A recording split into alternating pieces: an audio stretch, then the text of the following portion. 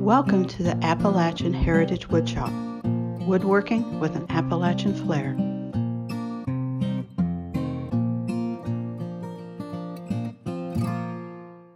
This is Jerill with the Appalachian Heritage Woodshop.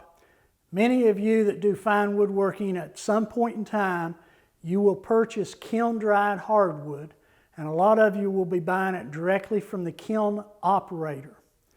If you do, there are 4 questions you need to ask when you're buying kiln-dried hardwood to ensure you're getting a quality product.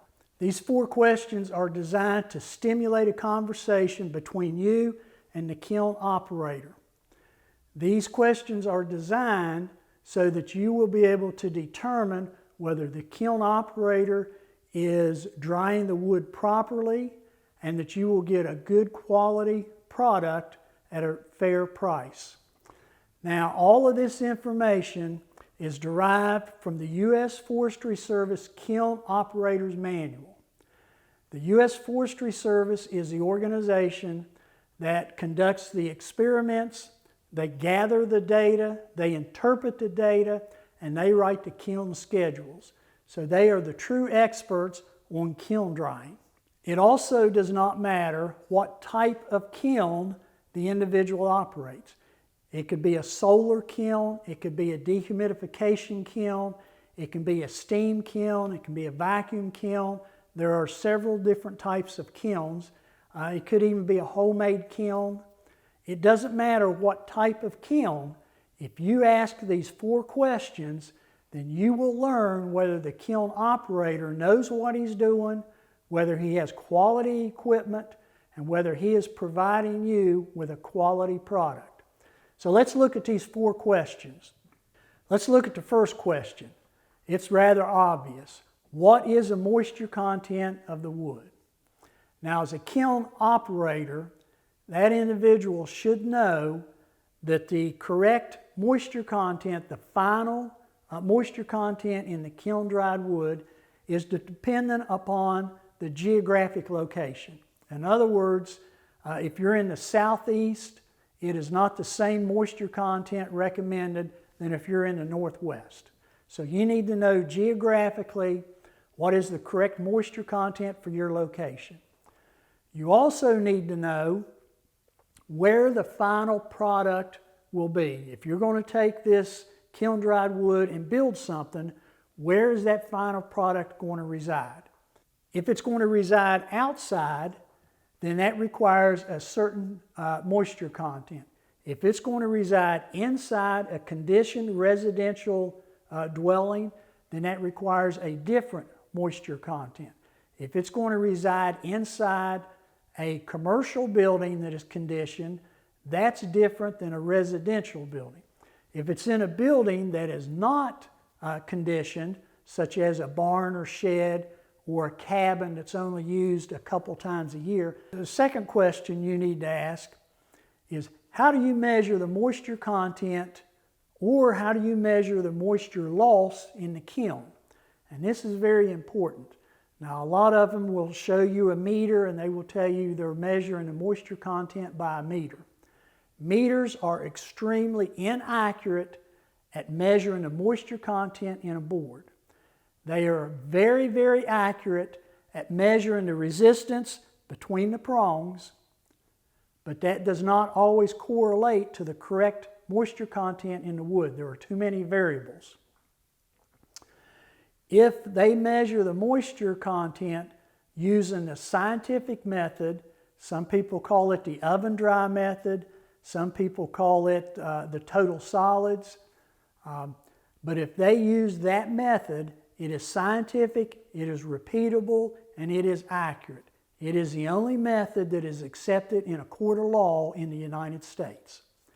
So when you ask, how do you measure the moisture content, make certain that they say they use the oven dry method, and that way there's no question as to whether the wood is at the correct moisture content. So the third question you need to ask is, can I see your kiln data? Now, when they operate a kiln, they have to monitor it. and they can monitor it by using log sheets, by writing down what the data is, or it can be gathered with a computer system, or it can be put on a graph. Whatever method they use, you need to look at it and understand.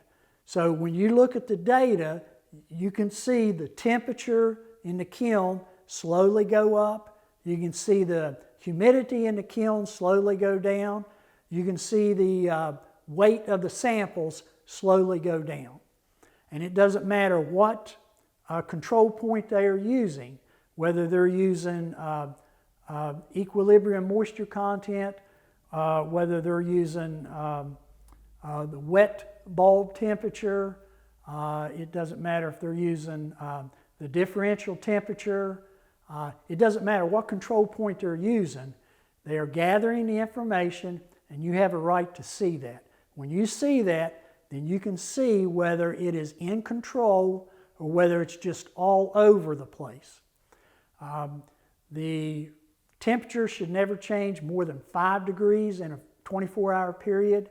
The humidity should never change more than 5% or 10% in a 24-hour period. When you have radical changes like that, it affects the quality of the wood, and you're paying a good price, so you want good quality wood. It will also tell you whether or not they are sterilizing the wood, whether they are stabilizing the wood, and whether they are conditioning the wood. And you can look at that information on the log sheet and determine that. So that leads into the fourth question. And the fourth question asks them if they do a tension test on the wood that they have kiln dried. If they don't know what a tension test is, then you may be better off just to turn and walk away. Now, some people will call it a compression test. Some people will call it a case-hardened test. But basically, it is a test to determine the MCG, the moisture content gradient. And that is the difference between the moisture content in the core of the board and the moisture content on the surface of the board. So when they dry a board, the outside dries faster than the inside. So the outside is under what is called compression. The inside is under what is called reaction. Both of those are stresses. If the MCG is too great, then that tension is too great, and when you go to cut that board, it will move, it will warp on you. And a tension test is a way the kiln operator determines whether they need to inject more moisture into the kiln at the end of the cycle to increase the moisture content on the surface so that the MCG is within the allowable 2% range. In other words, they are relieving the stress. Some people call that case hardened. I'll show you the test. If it's case hardened, it can be corrected. If it's minor case hardened, it can be corrected by injecting some moisture. If it's reverse case hardened, it cannot be corrected, and that wood is not appropriate for good quality fine craftsmanship. So let's go to the bandsaw, and I'll show you the tension test to determine whether there is stress in the kiln dried wood or not. Okay, to perform a tension test, you need to take a board that is being kiln dried. Whatever the thickness is of the wood, then you want to cut a piece as wide as it is thick. In this case, it's 4/4, so I come over 1 inch and have a line, and I'm going to cut that now. Now what I want to do is turn it over, and I use the rule of thirds. This is 1 inch thick, so I want to come in just a little bit over 1/4 of an inch from the face of the board on both faces. Now what I'm going to do is cut all of this out and pay attention to the two faces and see if they move.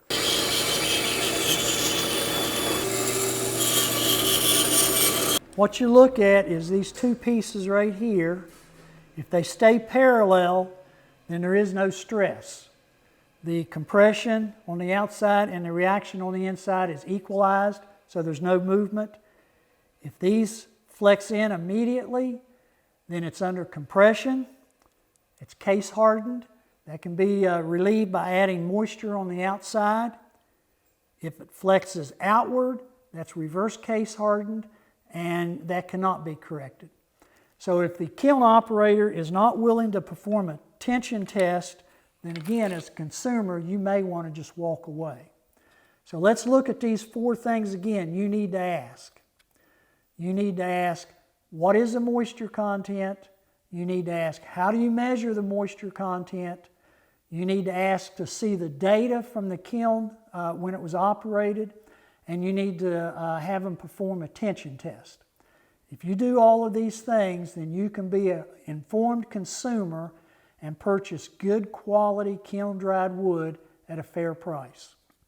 This is Jerill Vance with the Appalachian Heritage Wood Shop reminding you, be proud of your Appalachian heritage.